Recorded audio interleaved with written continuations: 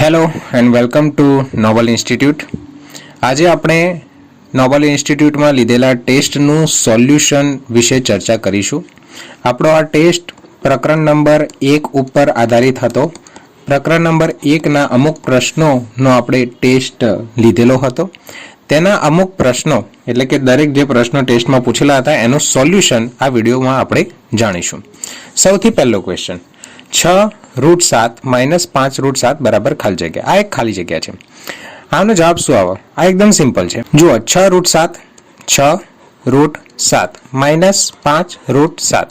આપણે જાણીએ છીએ કે જ્યારે પણ આવી રૂટવાળી સંખ્યાઓ આપણને આપેલી હોય અને વચ્ચે સરવાળો કે બાદબાકી આપેલી હોય તો આ રૂટ સિવાયની સંખ્યાની જે આગળની સંખ્યા જે હોય છે એ આગળની સંખ્યાનો સરવાળો અને બાદબાકી કરવી પડે.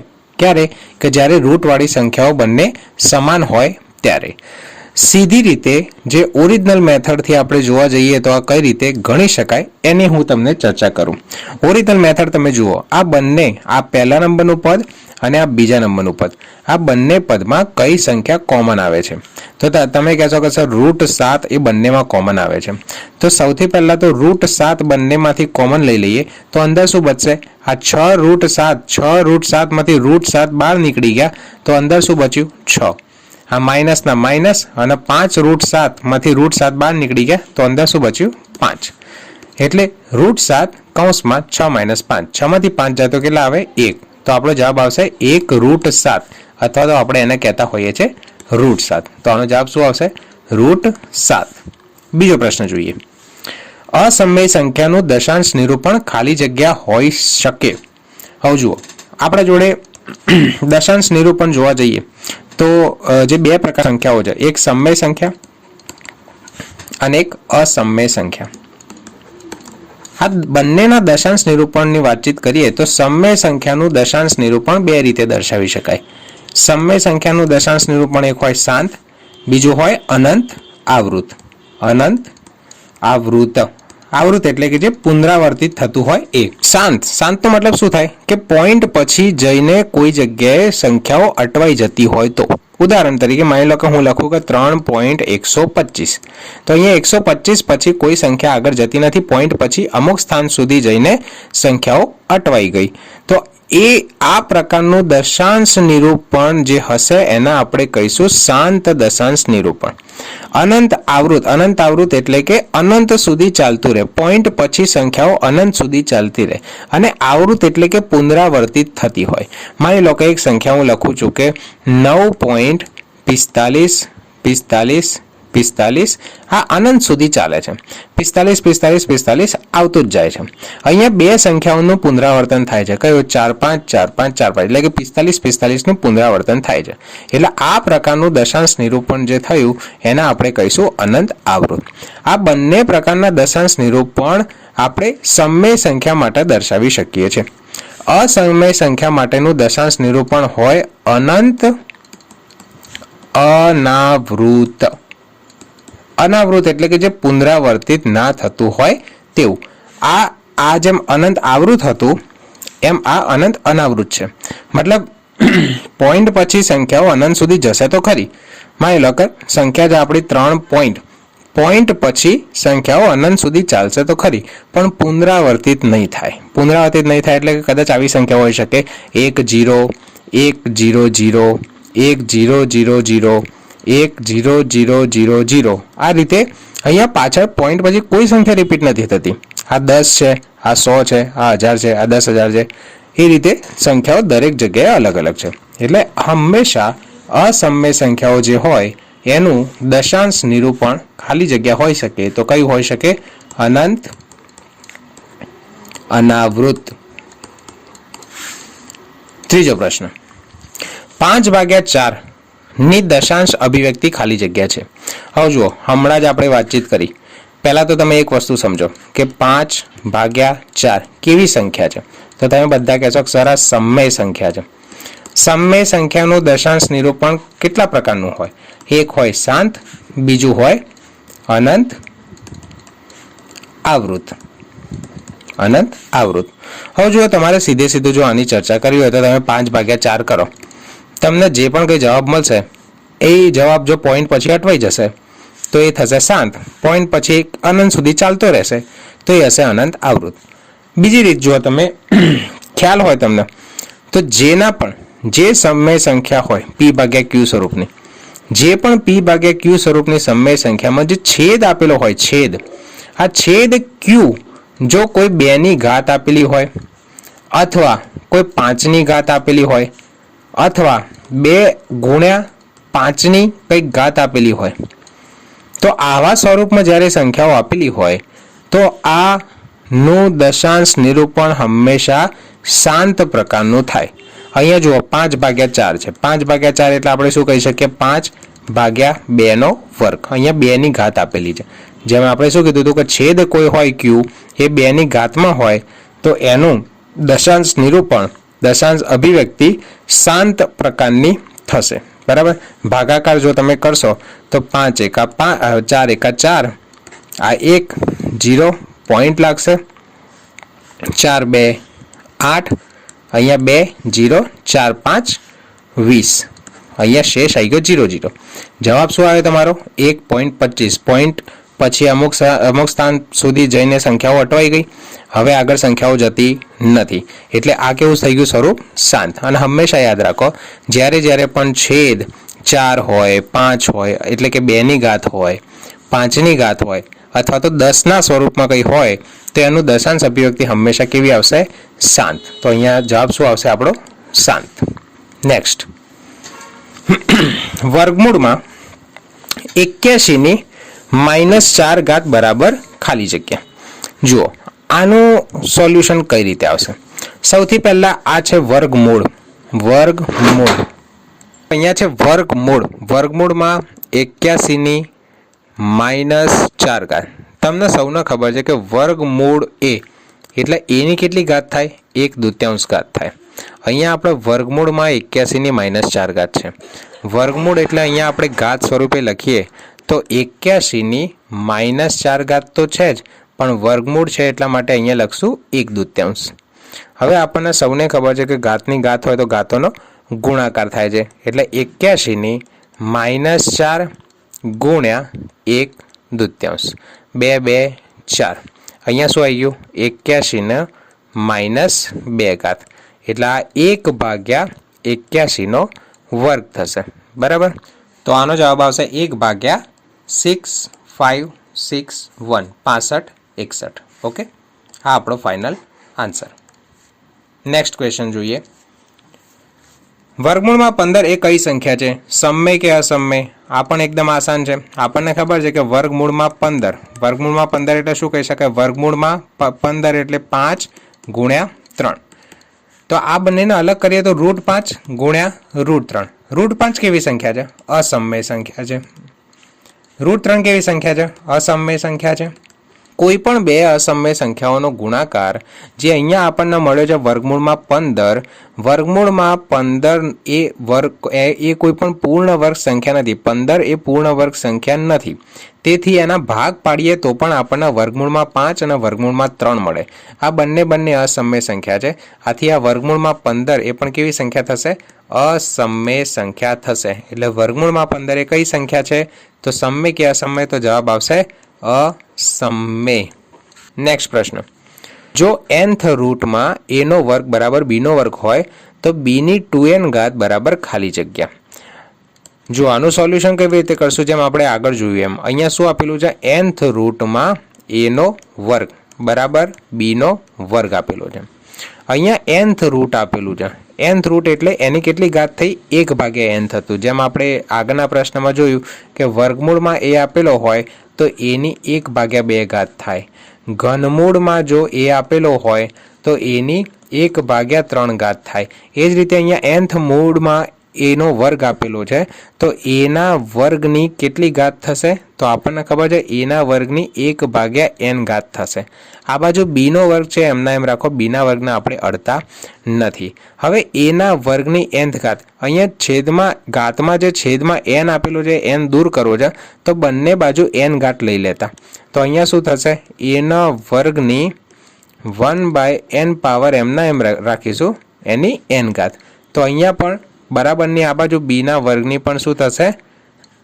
n ઘાત થશે.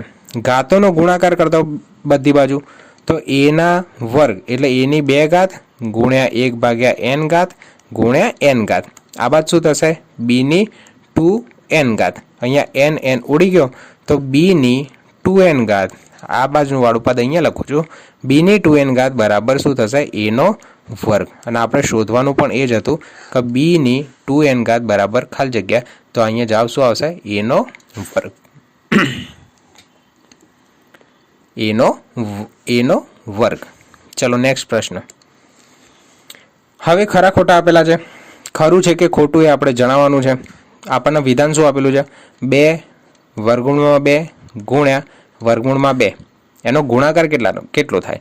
તો અહીંયા આપણને ખબર છે કે 2 ગુણ્યા √2 ગુણ્યા √2 છે.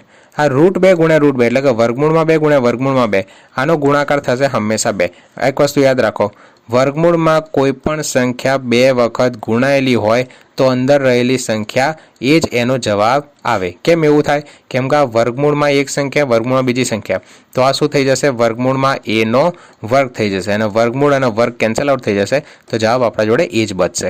એટલે અહીંયા √2 ગુણ્યા √2, તો આ વાળો 2 તો આપણે એમનેમ લખીએ. √2 ગુણ્યા √2 એટલે 2 થઈ જશે અને 2 ગુણ્યા 2 એટલે 4 થઈ જશે. એ જ આપણને વિધાનમાં આપેલું. મતલબ આ વિધાન કેવું છે? ખરું વિધાન છે. ચલો નેક્સ્ટ. અહીંયા પણ ખરું ખોટું છે. વર્ગમૂળમાં 281 એ સમમેય સંખ્યા છે એવું કીધું છે. સમમેય સંખ્યા હોય મતલબ આપણને કોઈ પણ પૂર્ણાંક સંખ્યા મળવી જોઈએ. હવે આપણને ખબર છે કે 281 એ પૂર્ણ વર્ગ સંખ્યા નથી. પૂર્ણ વર્ગ સંખ્યા નથી એટલે આનું વર્ગમૂળ નીકળશે નહીં. વર્ગમૂળ નહીં નીકળે મતલબ આ વર્ગમૂળના અંદર 281 એ આખી કેવી સંખ્યા થશે? અસમમેય સંખ્યા થશે. કેવી સંખ્યા થશે? અસમમેય સંખ્યા થશે. એટલે અહીંયા આપણને વિધાન શું આપ્યું છે કે વર્ગમૂળમાં 281 એ સમમેય સંખ્યા છે? તો ના, વિધાન કેવું છે? ખોટું છે. નેક્સ્ટ. ખરા ખોટામાં એવું કહે છે કે દરેક પૂર્ણાંક એ પૂર્ણ સંખ્યા છે. પૂર્ણાંક સંખ્યાઓ કયા પ્રકારની હોય? તો હું તમને જણાવું. પૂર્ણાંક સંખ્યાઓ હોય એક તો 0 અને બધી ધન સંખ્યાઓ 1 2 3 બધી ધન સંખ્યાઓ અને બધી ઋણ સંખ્યાઓ -1 -2 -3 બધી જ એ પૂર્ણાંક સંખ્યામાં આવી જાય. પૂર્ણ સંખ્યા કોને કહેવાય? પૂર્ણ સંખ્યા તો બધી ધન સંખ્યાઓ 1 2 3 એના સાથે 0 આટલી સંખ્યાઓ હોય પૂર્ણ સંખ્યા. અહીંયા શું કહે છે કે દરેક પૂર્ણાંક સંખ્યા એ પૂર્ણ સંખ્યા છે? તો વિધાન તો ખોટું છે. કેમ કે જો આપણે આ બાજુવાળી ઋણ સંખ્યાની વાત કરીએ, માની લો કે -3, આ -3 એ પૂર્ણાંક સંખ્યા તો છે, પૂર્ણાંક તો છે, પણ -3 આમાં આવે છે? પૂર્ણમાં નથી આવતો. એટલે -3 એ પૂર્ણ સંખ્યા નથી. પૂર્ણ સંખ્યા નથી. એટલે દરેક પૂર્ણાંક એ પૂર્ણ છે નહીં, પણ પૂર્ણ શું આવે? પૂર્ણ નથી. એટલે આ વિધાન કેવું છે? આ વિધાન પણ ખોટું છે. નેક્સ્ટ પ્રશ્ન. ખરા ખોટામાં બીજું વિધાન આપણને એવું આપ્યું છે કે 3.101010 up to infinity is equal to 3.101 બાર. હવે આપણને એક વસ્તુ ખબર છે. અહીંયા જુઓ, અહીંયા સંખ્યા કેવી છે? 3.1010101 અપ ટુ ચાલતી જાય છે. અહીંયા કઈ સંખ્યા રિપીટ થાય છે? તો તમે જોશો ને તો 10 10 10 10 રિપીટ થાય છે. જે સંખ્યા રિપીટ થતી હોય ને એને વારે ઘડીએ ના લખવી હોય તો આપણે એ સંખ્યા ઉપર 12 એટલે કે આ રીતની લાઈન દર્શાવતા હોઈએ છીએ. માની લો કે અહીંયા જે સંખ્યા રિપીટ થાય 3 પોઈન્ટ કઈ સંખ્યા રિપીટ થાય છે? 10. તો 10 12 મતલબ આ 10 10 10 10 10 રિપીટ થતી જાય છે. પણ અહીંયા 12 શેના ઉપર આપ્યો છે? 101 ઉપર આપ્યો છે. 101 રિપીટ નથી થતી. કેમ? માની લો કે તમે 3.101 રિપીટ થતી હોય તો 101 આવું તો વચ્ચે ડબલ 1 આવી જાય. અહીંયા તો ડબલ 1 ક્યાંય આવતા જ નથી. અહીંયા તો 10 છે. મતલબ 101 રિપીટ થતી નથી. રિપીટ શું થાય છે? 10 રિપીટ થાય છે.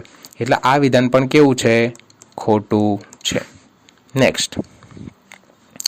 ખરા ખોટામાં આપ્યા છે કે 1/2 - √3 બરાબર 2 + √3 લખી શકાય. આ એકચ્યુઅલી કર્યું છે છેદનું સમમેયકરણ.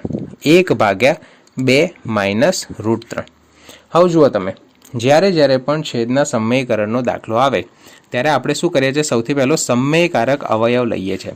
સમયકારક અવયવ પહેલાં તો છેદનું સમયકરણ એટલે શું? સમયકારક અવયવ, છેદનું સમયકરણ એટલે તમે જુઓ, આ છે અંશ, આ છે છેદ. અંશમાં જે બે સંખ્યા હોય એનાથી આપણને કોઈ મતલબ નથી.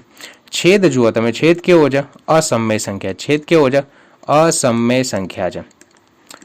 સૌથી પહેલું આપણું કામકાજ શું રહેશે? આ અસમય સંખ્યાના છેદને સમય સંખ્યા બનાવવું. એના આપણે કહીએ છીએ સમયકરણ કરવું. સમય સંખ્યા બનાવવા માટે આપણે શું કરશું? એક એવા અવયવ વડે ઉપર અને નીચે ગુણી નાખીશું કે જેનાથી આ અસમય જે છેદ આપેલો છે એ સમય બની જાય. હવે કઈ સંખ્યા વડે ગુણવો? તો આના આ જ સંખ્યા મૂકવી, પણ અહીંયા માઇનસની નિશાની છે તો આપણે પ્લસ વડે ઉપર નીચે ગુણાકાર ભાગાકાર કરશું. જો પ્લસની નિશાની હોત તો માઇનસ વડે ઉપર નીચે ગુણાકાર ભાગાકાર કરતા. જેમ કે અહીંયા 2 માઇનસ √3 આપ્યો છે. છેદનું સમયકરણ કરવું હોય તો 2 વત્તા √3 વડે ઉપર નીચે ગુણી નાખતા અને ભાગી નાખતા. ખ્યાલ આવ્યો તમને? હું અહીંયા ફરી સમજાવવાનો તમને પ્રયત્ન કરું. હવે આપણે 1/2 માઇનસ √3 આનું સમયકરણ કરવું છે. તો આપણે શું કરશું? 1/2 માઇનસ √3 એમના એમ, અને બીજી બાજુ એના સાથે ઉપર નીચે 2 વત્તા √3 અને 2 વત્તા √3 વડે ગુણી નાખશું અને ભાગી નાખશું. ઓકે, આપણે કંઈ નથી કર્યું. આ સંખ્યા એમના એમ મૂકી અને ગુણાકારમાં આપણે 2 વત્તા √3 વડે ગુણાકાર ભાગી નાખ્યો. એટલે જે સંખ્યા જેમ છે એમના એમ જ રહેશે. બરાબર. હવે 1 ગુણ્યા 2 વત્તા √3 એટલે આ ઉપરનો અંશ થઈ જશે. આખો હવે અહીંયાથી અંશ લઈ લઈએ તો અંશ કેટલો થઈ જશે? 2 વત્તા √3. અહીંયા પાછું એ બી હું તમને કહી દઉં કે આ 2 વત્તા √3 વડે જે ઉપર નીચે ભાગાકાર અને ગુણાકાર આપણે કર્યો એ સમયકારક અવયવ કહેવાય. લખવું હોય તો આ રીતે લખી શકું કે 2 વત્તા √3 એ સમયકારક અવયવ છે. સમયકારક અવયવ છે. જુઓ હવે નીચે શું આવશે? છેદમાં એક બ્રેકેટમાં લખીએ 2 માઇનસ √3. આ વાળો 2 માઇનસ √3 એ અહીંયા લખ્યો. અહીંયા શું છે? 2 વત્તા √3. 2 વત્તા √3. તો તમને આ કોઈ નિત્યસમ જેવું દેખાય છે કે આવું કોઈ નિત્યસમ હતું ખરા? કે જેમાં એક કૌંસમાં a માઇનસ b, બીજા કૌંસમાં a પ્લસ b હોય. અહીંયા શું છે? 2 માઇનસ √3, 2 પ્લસ √3. સંખ્યા દરેક સરખી છે, ફક્ત નિશાનીનો જ ફરક છે. તો આવું કોઈક નિત્યસમ આપણા જોડે હતું કે a માઇનસ b, બીજા કૌંસમાં a વત્તા b, એના બરાબર આપણે શું લખતા હતા? a નો વર્ગ માઇનસ b નો વર્ગ. હવે તમે અહીંયા ધ્યાનથી જુઓ, અહીંયા આપણા માટે એ શું છે? અહીંયા એ આપણા માટે છે 2. આ જેમ છે ને એ 2 માઇનસ √3, 2 વત્તા √3, નીચે a minus b, a plus b. જો આના અને આના સરખાઈએ, આ બંનેને સરખાઈએ તો a બરાબર આપણને શું મળે? 2 મળે. અને b બરાબર આપણને શું મળે? √3 મળે. √3. હવે આ પદના બરાબર આપણે આ a² માઇનસ b² લખી શકતા હતા.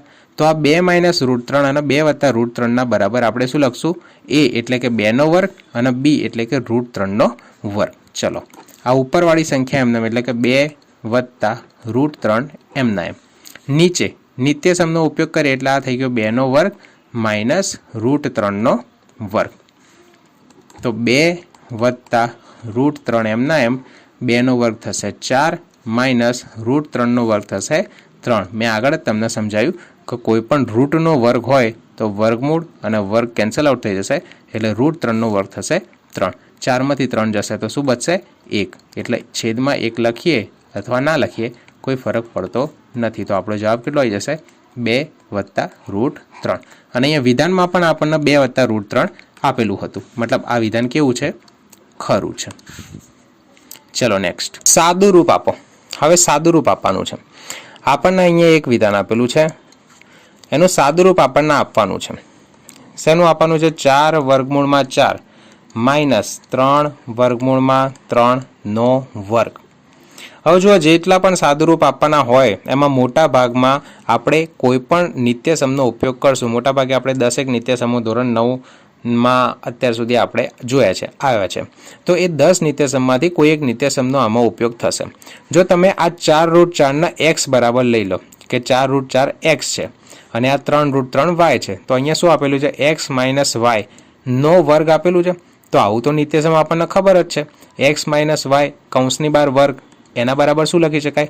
x નો વર્ગ માઇનસ 2xy વત્તા y નો વર્ગ. તો અહીંયા આ આખા પદની જગ્યાએ હવે આ નિત્યસમનો ઉપયોગ કરીને આ રીતે આપણે લખવાનો પ્રયત્ન કરીએ. અહીંયા x બરાબર શું છે? x બરાબર છે તમારો 4√4 અને y બરાબર શું છે? y બરાબર છે 3√3. તો આ નિત્યસમનો ઉપયોગ કરી આપણને શું મળે છે? પહેલું શું આપેલું છે? x નો વર્ગ. x આપણા જોડે શું છે? 4√4. તો સૌથી પહેલા 4√4 નો વર્ગ. પછી અહીંયા શું આપેલું છે? માઇનસ આપેલું, તો માઇનસનું માઇનસ, આ માઇનસ આપણે અહીંયા મૂક્યું, બરાબર. પછી શું આપેલું છે? 2, તો અહીંયા મૂક્યું 2.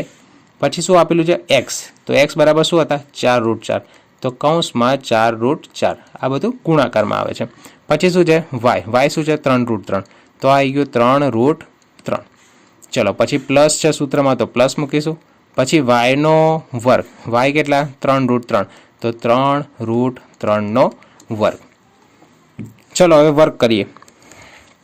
જો આનો વર્ગ કરતા છે ને ધ્યાન રાખજો, 4√4 છે, 4 ગુણ્યા √4 છે, 4 નો પણ વર્ગ થશે અને √4 નો પણ વર્ગ થશે. 4 નો વર્ગ કેટલો થાય? તો આપણને ખબર છે કે 4 નો વર્ગ થાય 16. પણ આ √4 નો વર્ગ કેટલો થાય? તો રૂટ અને વર્ગ બંને નીકળી જશે એટલે √4 નો વર્ગ થશે 4. એટલે 4√4 નો વર્ગ એટલે કે 16 ગુણ્યા 4, 16 4 48 થશે. માઇનસ અહીંયા 2 4 3 વર્ગમૂળ સિવાયની જે સંખ્યાઓ છે ને, વર્ગમૂળ એટલે કે આ √4 આપ્યો છે, આ √3 આપ્યો છે. વર્ગમૂળ સિવાયની સંખ્યાઓ એટલે કે આ 2 4 અને 3 એનો ગુણાકાર કરો. 2 ગુણ્યા 4, 4 2 8, 8 તરી 24, તો આ થશે 24. વર્ગમૂળવાળી સંખ્યાઓનો ગુણાકાર કરો વર્ગમૂળના અંદર. આ કેટલા છે? 4 અને આ કેટલા છે? 3, તો 4 તળી 12 કરી દઈશું. ચલો જેમ આપણે અહીંયા 4√4 કર્યું એ જ રીતે હવે અમે 3√3 આપણે કરશું. ચલો બોલો શું થાય? 3 નો વર્ગ 9 ગુણ્યા √3 નો વર્ગ 3. ખ્યાલ આવી ગયો? 16 4 64 માઇનસ 24 એમના એમ 4 3 12 વત્તા 9 3 27. 64 વત્તા 27 કેટલા થશે? 7 ને 4 11, 6 7 8 9, એટલે આ થશે 91 91 માઇનસ 24 વર્ગમૂળમાં 12. આ આવી ગયો તમારો ફાઇનલ જવાબ. ઓકે, આ આપણે સાદુરૂપ આપી દીધું. ચલો નેક્સ્ટ પ્રશ્ન.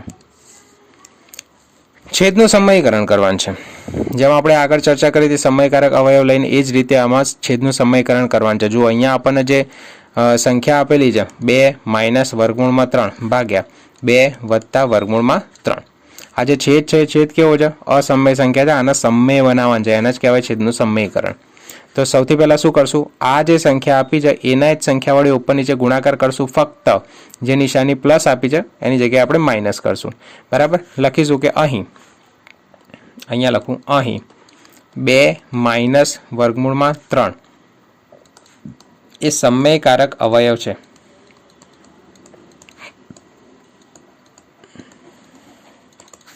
બરાબર, 2 માઇનસ વર્ગમૂળમાં 3 એ સમયકારક અવયવ છે. આ ઉપરનો જે એટલા માટે નથી લખ્યો મેં, આ નીચેની જે સંખ્યા છે એમાં પ્લસની જગ્યાએ માઇનસ કરીને લખી છે આપણે. ચલો એના વડે ગુણાકાર અને ભાગાકાર કરીએ. તો 2 માઇનસ વર્ગમૂળમાં 3 ભાગ્યા 2 વત્તા વર્ગમૂળમાં 3. આ જે રકમ આપણને આપી હતી એમને એમ લખી નાખી. ગુણાકાર અને ભાગાકાર શેના વડે કરવાનું છે? તો 2 માઇનસ વર્ગમૂળમાં 3 અને ભાગ્યા 2 માઇનસ વર્ગમૂળમાં 3. હવે જુઓ ઉપર અંશમાં 2 માઇનસ વર્ગમૂળમાં 3, અહીંયા પણ અંશમાં 2 માઇનસ વર્ગમૂળમાં 3. બંને સંખ્યાઓ કેવી છે? સરખી છે. 2 વખત છે એટલે આપણે શું લખી શકીએ? 2 માઇનસ વર્ગમૂળમાં 3 નો વર્ગ. નીચે શું લખી શકાય? એક કૌંસમાં 2 વત્તા વર્ગમૂળમાં 3, બીજા કૌંસમાં 2 માઇનસ વર્ગમૂળમાં 3. ખ્યાલ આવી ગયો? ચલો હવે બંનેમાં આપણે નિત્યસમનો ઉપયોગ કરશું. કયા નિત્યસમનો ઉપયોગ કરશું? આજે પહેલું ઉપરવાળી જે સંખ્યા છે 2 માઇનસ વર્ગમૂળમાં 3, તો 2 માઇનસ વર્ગમૂળમાં 3 માની લો કે આ 2 એટલે કે કોઈ x છે. અહીંયા લખું છું હું. 2 એટલે કે કોઈ x છે, પછી માઇનસ અને √3 ના આપણે y તરીકે લઈએ અને કૌંસના બહાર વર્ગ, તો આ x માઇનસ y ના વર્ગનું નિત્યસમ થયું. નિત્યસમ શું છે? x નો વર્ગ માઇનસ 2xy વત્તા y નો વર્ગ. અને અહીંયા 2 વત્તા √3, 2 માઇનસ √3. માની લો કે આને x વત્તા y અને x માઇનસ y તરીકે લઈએ તો આ કેવું પદ થશે? x વત્તા y, x માઇનસ y. અહીંયા 2 કૌંસ આપ્યા છે તો અહીંયા પણ 2 કૌંસ છે. બંને સંખ્યાઓ સરખી છે, ખાલી નિશાનીમાં ફરક છે. તો બંને સંખ્યાઓ સરખી હોય, નિશાનીમાં ફરક હોય એટલે આ નિત્યસમનો ઉપયોગ કરાય. x વત્તા y, x માઇનસ y. તો નિત્યસમ શું છે? x નો વર્ગ માઇનસ y નો વર્ગ. આ નિત્યસમનો ઉપયોગ કરીને આનું સાદુરૂપ આપીએ. ચલો અહીંયા શું આપ્યું છે? 2 માઇનસ √3 નો વર્ગ એટલે x નો વર્ગ. x બરાબર શું છે? અહીંયા પહેલી સંખ્યા 2 તો ઉપર થઈ ગયો 2 નો વર્ગ, પછી માઇનસ 2 સૂત્રનો 2, પછી x કેટલા હતા? અહીંયા 2 બરાબર, એટલે આ થઈ ગયા 2. y એટલે આ પાછળવાળી સંખ્યા, અહીંયા પાછળવાળી સંખ્યા કઈ છે? વર્ગમૂળમાં 3. તો આ આપણું થઈ ગયું વર્ગમૂળમાં 3. પછી વત્તા, તો અહીંયા વત્તા y નો વર્ગ. y કેટલા છે? વર્ગમૂળમાં 3. તો અહીંયા વર્ગમૂળમાં 3 નો વર્ગ. ચલો ઉપરનું કામકાજ થઈ ગયું. નીચે x વત્તા y, x માઇનસ y એટલે x નો વર્ગ એટલે પહેલી સંખ્યાનો વર્ગ, માઇનસ y નો વર્ગ એટલે બીજી સંખ્યાનો વર્ગ. x એટલે અહીંયા પહેલી સંખ્યા કઈ છે? 2. તો અહીંયા થઈ ગયું 2 નો વર્ગ, માઇનસ બીજી સંખ્યા કઈ છે? √3 એટલે આ થઈ ગયો √3 નો વર્ગ. ચલો આનું સાદુરૂપ આપીશું. સાદુરૂપ આપવા 2 નો વર્ગ કેટલો થાય? 4 માઇનસ 2 ગુણ્યા 2 4. આ વર્ગમૂળમાં 3 એમના એમ મૂકો એટલે √3 એમના એમ, વત્તા √3 નો વર્ગ એટલે કેટલા થશે? 3 છેદમાં 2 નો વર્ગ 4 માઇનસ √3 નો વર્ગ એટલે કેટલા થશે? 3. હવે વર્ગમૂળ સિવાયની સંખ્યાઓ એક બાજુ રાખો, વર્ગમૂળ વાળી સંખ્યાઓ એક બાજુ રાખો અને સાદુરૂપ આપો. જેમ કે આ 4 એમના એમ છે, આ 3 એમના એમ છે, તો 4 વત્તા 3 કેટલા થશે? 4 વત્તા 3 7 થશે. ખ્યાલ ના આવે તો હું તમને જોડે જોડે લખીને બતાવું કે આ 4 વત્તા 3 માઇનસ સંખ્યા કઈ હતી બીજી? 4 √3 અને નીચે 4 માંથી 3 જાય તો 1 એટલે આ 4 √3 અને છેદ આપણો કેટલો થઈ ગયો? 1. તો 4 વત્તા 3 એટલે થઈ ગયા 7 માઇનસ 4 √3. આ થઈ ગયું છેદનું સમીકરણ. ચલો નેક્સ્ટ. હવે એ જ રીતે આના પણ છેદનું સમીકરણ કરવાનું છે. અહીંયા તમે મને એવું કહી દો ખાલી સમયકારક અવયવ કયો છે? ચલો ફટાફટ. હવે તો તમને ખ્યાલ આવશે કે સમયકારક અવયવ કઈ રીતે જોવો. છેદનું સમીકરણ કરવાનું છે, મતલબ છેદવાળી જ સંખ્યા આપણે લઈશું, ખાલી નિશાની બદલી કાઢીશું. અહીં સમયકારક અવયવ કયો છે? અહીં √5 માઇનસ √3. જુઓ છેદવાળી જે સંખ્યા હતી એના જ સંખ્યા અહીંયા લીધી, ખાલી પ્લસ હતો તો આપણે શું કરી દીધું? માઇનસ. એ સમયકારક અવયવ છે, એ સમયકારક અવયવ છે. ઓકે, ચલો સમયકારક અવયવ વડે ગુણી નાખીએ અને ભાગી નાખીએ. તો 3 √5 માઇનસ √3 ભાગ્યા √5 વત્તા √3 ગુણ્યા √5 માઇનસ √3 ભાગ્યા √5 માઇનસ √3. ઓકે, ચલો ઉપર શું થઈ ગયું? 3 √5 માઇનસ √3 બીજા કૌંસમાં √5 માઇનસ √3 છેદમાં √5 વત્તા √3 એટલે √5 વત્તા √3 અને અહીંયા શું થશે? √5 માઇનસ √3. છેદમાં તો નિત્યસમ આવી જશે, x વત્તા y, x માઇનસ y. કયું નિત્યસમ આવશે? x વત્તા y, x માઇનસ y બરાબર શું લખી શકાય? x નો વર્ગ માઇનસ y નો વર્ગ. તો છેદમાં તો આપણે આનો જ ઉપયોગ કરશું, x નો વર્ગ માઇનસ y નો વર્ગ. અંશ માટે આપણા જોડે કોઈ પર્ટિક્યુલર નિત્યસમ નથી. તમારે જો નિત્યસમ લગાવવું હોય તો a વત્તા b બીજા કૌંસમાં c વત્તા d વાળું નિત્યસમ તમે લગાવી શકો છો. ac plus ad plus bc plus bd. પણ આમાં જાઓ એના કરતાં હું તમને સીધો ગુણાકાર આપણે આમાં કરી દઈશું, એ શીખવાડું તમને. જુઓ 3 √5 માઇનસ √3 અને √5 માઇનસ √3. સૌથી પહેલાં પહેલો વાળો કૌંસ છોડી અને એના અંદરની જેટલી સંખ્યા છે દરેકે દરેક સંખ્યાનો ગુણાકાર આ બીજા કૌંસ સાથે કરો. પહેલી સંખ્યા કઈ છે 3√5, તો 3√5નો ગુણાકાર આ આખા કૌંસ સાથે કરીશું, આ વાળા કૌંસ સાથે. કયો કૌંસ છે? √5 માઇનસ √3. પછી બીજી સંખ્યા -√3, આ -√3નો ગુણાકાર પણ આપણે આખા કૌંસ સાથે કરીશું, એટલે -√3 એનો ગુણાકાર આખા કૌંસ એટલે કે √5 માઇનસ √3 સાથે કરીએ. છેદમાં આપણે આ નિત્યસમ લગાવીશું x વત્તા y x માઇનસ y વાળું, તો x² માઇનસ y² એટલે x શું છે આપણો √5, તો છેદમાં થઈ ગયો √5નો વર્ગ માઇનસ y શું છે √3, તો √3નો વર્ગ. ચલો હવે આનું સાદુરૂપ આપીએ. હવે આ સંખ્યાનો ગુણાકાર આ કૌંસના અંદરની દરેકે દરેક સંખ્યા સાથે કરો, તો 3√5 એનો ગુણાકાર શેની સાથે થશે? √5 સાથે થશે. માઇનસના માઇનસ આ 3√5નો ગુણાકાર એ આ √3 સાથે થશે, તો વર્ગમૂળમાં 3. બરાબર. જુઓ આ પહેલું આટલો વાળો જે છે એનું આપણે ખાલી અહીંયા સાદુરૂપ લખ્યું મોટા કૌંસમાં. પછી માઇનસ અહીંયા ફરી એ રીતે 3√5નો ગુણાકાર √3નો ગુણાકાર √5 સાથે, આ માઇનસ √3નો ગુણાકાર √3 સાથે, √3નો ગુણાકાર √3 સાથે. અહીંયા કૌંસ મોટો પૂરો કરી દીધો. છેદમાં શું થશે? √5નો વર્ગ એટલે 5, √3નો વર્ગ એટલે 3. જુઓ 3√5 ગુણ્યા √5, √5 ગુણ્યા √5 એટલે શું થઈ ગયું? આ 5, 5 ગુણ્યા 3 એટલે આ થઈ ગયું 15, માઇનસ 3√5 ગુણ્યા √3, આ √5 છે આ √3 છે, વર્ગમૂળના અંદર બંનેનો ગુણાકાર થશે, તો 5 ગુણ્યા 3 15 થશે. આ 3 એમના બહાર મૂકશું એટલે 3 વર્ગમૂળમાં 5 ગુણ્યા 3 15. આ મોટાવાળા કૌંસના અંદરની સાદુરૂપ આપ્યું. માઇનસ અહીંયા શું થશે? વર્ગમૂળમાં 3 વર્ગમૂળમાં 5, તો આ થશે 3 5 15. આ માઇનસ વર્ગમૂળમાં 3 વર્ગમૂળમાં 3 એટલે આ થઈ ગયું 3. √3 ગુણ્યા √3 3 થઈ ગયું. છેદમાં કેટલા છે? 5માંથી 3 જાય તો 2.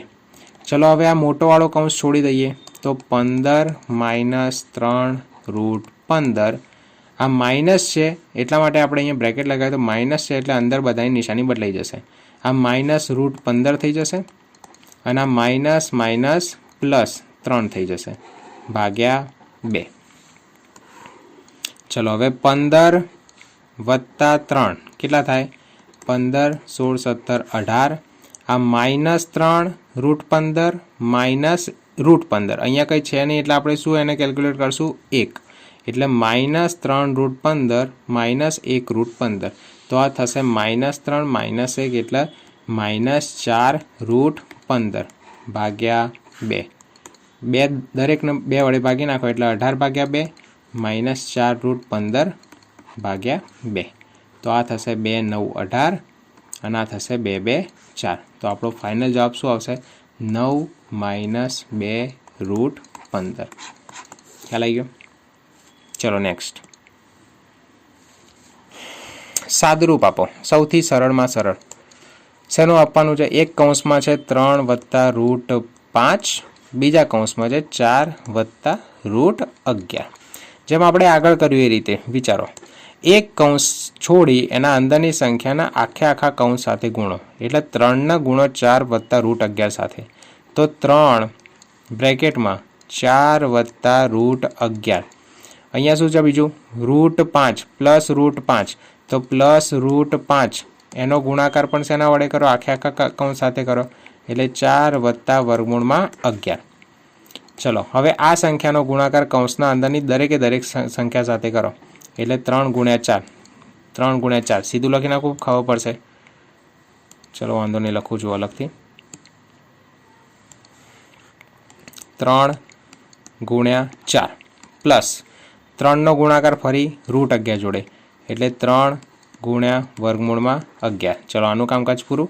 હવે આનું કામકાજ √5નો ગુણાકાર 4 જોડે, એટલે આ થશે 4 √5 વત્તા √5નો ગુણાકાર √11 જોડે, તો આ √5 ગુણ્યા √11.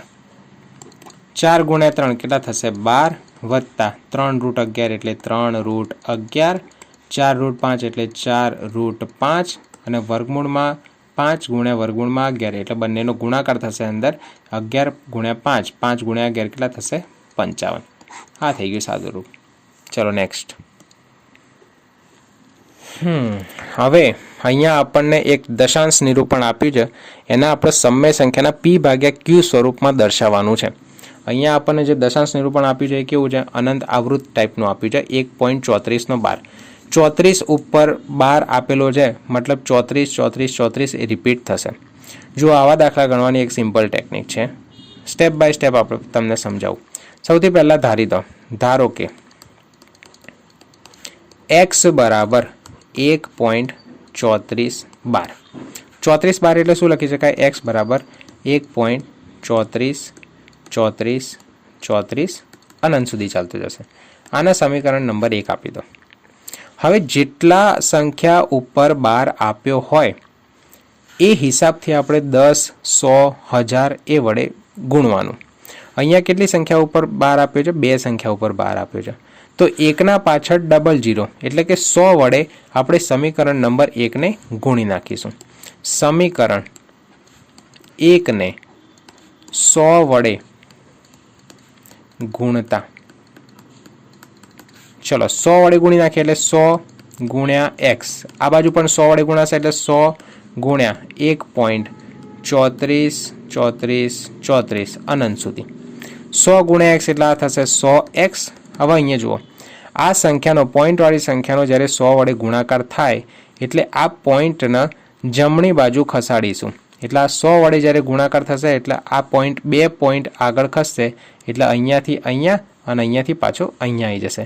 તો આપણો જવાબ આવશે 134.34 34 34 અનંત સુધી ચાલતો જશે. આના નંબર 2 આપી દઈએ. હવે સમીકરણ 2 માંથી સમીકરણ 1 બાદ કરીએ. સમીકરણ 2 માંથી સમીકરણ 1 ને બાદ કરતા, સમીકરણ 2 માંથી સમીકરણ 1 બાદ કરીએ.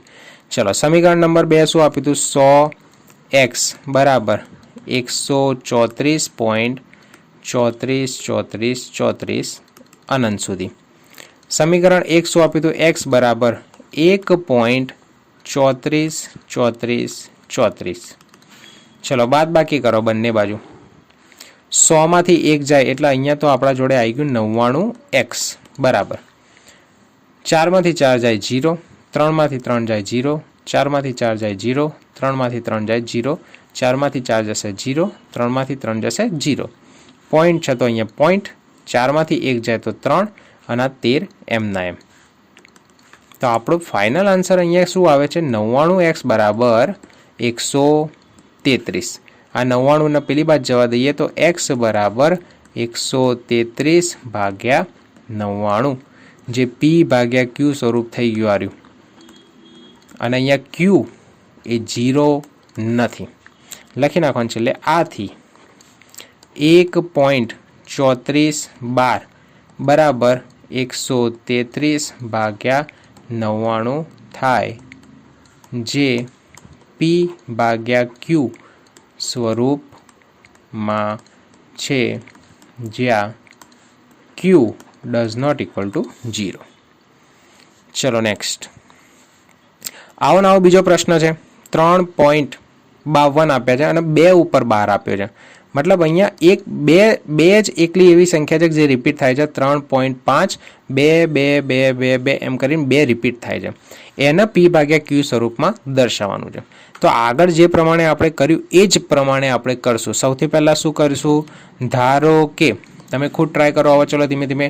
x બરાબર 3.52 કઈ સંખ્યા રિપીટ થાય છે, x બરાબર 3.52 2 2 2 2 રિપીટ થાય છે. આના નંબર આપી દો 1.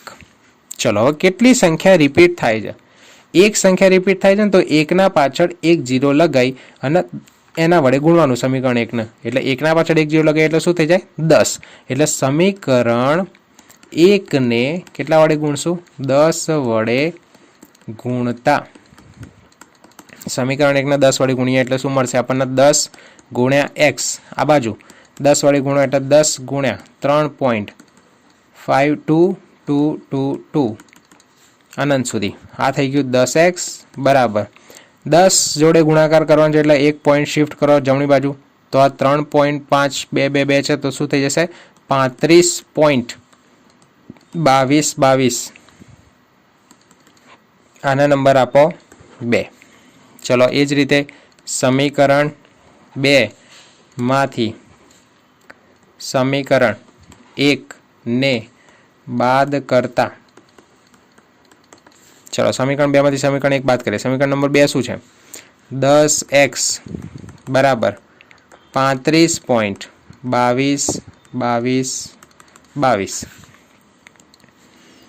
35.2222. સમીકરણ નંબર 1 શું છે 3.522222.